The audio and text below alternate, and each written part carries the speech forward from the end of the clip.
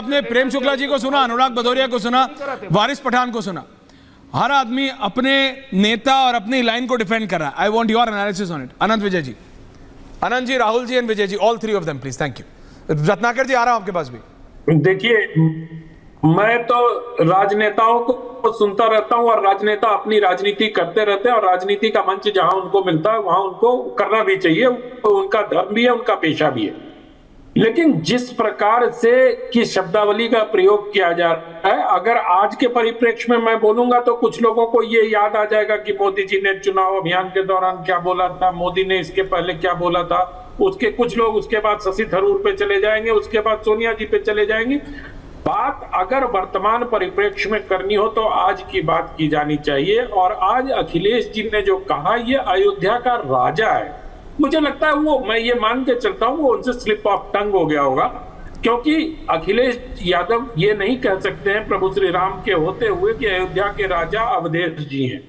तो मुझे इन सब चीजों, अच्छा उसको फिर सब चीजों से जोड़ देना कि वहां जमीन धस गई, वहां ये हो गया, वहां ये हो गया, ये सब बेकार की फालतू बातें। जब विपक्ष ये दावा कर रहा था कि हम रचनात्मक विपक्ष की भूमिका में रहेंगे, तो क्या रचनात्मकता दिखाई विपक्ष ने? मैं ये जानना चाहता हूं कि विपक्ष की रचनात्मकता कहां दिखी संसद के सत्र में? क्या विपक्ष इस बात के लिए भारतीय जनता पार्टी या एनडीए की अब आलोचना कर रहा है कि उसने इमरजेंसी की याद दिला दी? क्या इमरजेंसी के 50 वर्ष पूरे होने पर, क्या इमरजेंसी की, क्या संविधान के 75 वर्ष पूरे होने के आरंभ होने पर क्या संविधान और क्या इसकी बात नहीं होनी चाहिए थी इमरजेंसी की? मैं बार बार इस राहुल देव जी, कि जब तक आप अतीत को याद नहीं करेंगे तब तक भविष्य की बुनियाद आपकी ठीक नहीं होगी। आप राजनीति करिए। बहुत अच्छा मुद्दा नीट का उठाया अनुराग भदौरिया ने, और मैं कहता हूं कि छात्रों के भविष्य के साथ जिस प्रकार से नीट में खिलवाड़ किया गया है, अनुराग जी ऑल्सो, कड़ी से कड़ी सजा होनी चाहिए। और नीट की परीक्षा अगर जरूरत पड़े तो फिर से की जानी चाहिए। ये एक ऐसा मुद्दा है जिस पर मैंने पहले दिन भी आपके साथ बातचीत में कहा था कि तमाम सांसदों को एकजुट होकर संसद के सारे विधायी कार्यों को स्थगित करके सिर्फ और सिर्फ नीट पर चर्चा करनी चाहिए, क्योंकि छात्र भारत के भविष्य हैं और उनके भविष्य के साथ खिलवाड़ करने की इजाजत किसी को नहीं होनी चाहिए। Point taken Anand ji. राहुल जी ओपनिंग कमेंट्स, और उसके बाद मैं बता रहा हूं वो सपा के सांसद भी जुड़ रहे हैं, और मैं तीनों ये जो सीनियर पत्रकार हैं, मैं चाहूंगा राहुल जी आप भी, विजय जी आप भी, और अनंत जी आप भी, जरा उनसे एक एक सवाल जरूर लेंगे। लेकिन हाँ, Rahul ji opening comment sir आपके। सॉरी आपको वेट करना पड़ा। राहुल जी, आपने सबको सुना। देखिए, 2-3 मुद्दे आपकी चर्चा में जो मैं सुन पाया हूं, 2-3 मुद्दे आए हैं। उसमें एक सवाल है कि अवधेश प्रसाद को उन्होंने अयोध्या का राजा कहा, अखिलेश ने जी, ये गलत बात है, गलत कहा उन्होंने। मुझे लगता है कि उन्होंने अगंभीरता से, हल्के से इस तरह की बात कर दी है। गंभीरता से वो ऐसी बात नहीं कर सकते, लेकिन अगंभीरता और मजाक में भी इस तरह की बात इतने बड़े नेता को नहीं करनी चाहिए। हम सब जानते हैं कि सांसद राजा नहीं होता, वो सेवक होता है, बिल्कुल ठीक बात है। तो ये जो आपत्ति इस पर उठ रही है, ये ठीक आपत्ति उठ रही है। दूसरी बात, तो छात्रों के बारे में, नीट के बारे में जो चीज़ें सामने आ रही हैं, वो हम सब लोग एक ही बात कह रहे हैं, उसको दोहराने से कोई लाभ नहीं, बहुत गंभीर है। मैं सिर्फ ये कहूँगा कि इतने लंबे समय से ये चल रहा था, लेकिन इस गड़बड़ को, और इतनी बड़ी व्यापक गहरी गड़बड़ को पहले पकड़ा नहीं जा सका। उस व्यवस्था की ये कमियां थीं, उस तंत्र में ये कमियां थीं, उसमें कुछ शामिल थे लोग इसमें घोटाले में, इसको पकड़ा नहीं जा सका। ये एक तरह की प्रशासनिक असावधानी और कमजोरी है, यानी कहीं निगरानी में चूक हुई, क्योंकि ये कई सालों से चल रहा है। और पिछले 5 साल में हम जानते हैं कि 41 पेपर लीक हो चुके, 41 अलग अलग प्रदेशों में, 15 प्रदेशों में। तो राज्य सरकारों के सामने, केंद्र के सामने, केंद्रीय शिक्षा मंत्रालय के सामने ये सब हो रहा था, सबकी जानकारी में था, लेकिन कोई एक, न तो राज्यों ने कोई मजबूत व्यवस्था बनाई, सुन रहे प्रेम शुक्ला जी। और अब जब वो बहुत बड़ा हो गया है तब सब उसको चिंता जता रहे।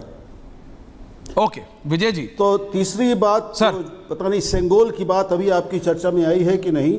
नहीं आई ना सर, सेंगोल की प्लीज आई, बताइए ना। कुछ कहना हो तो मैं ये कहूँ, प्लीज बोलिए।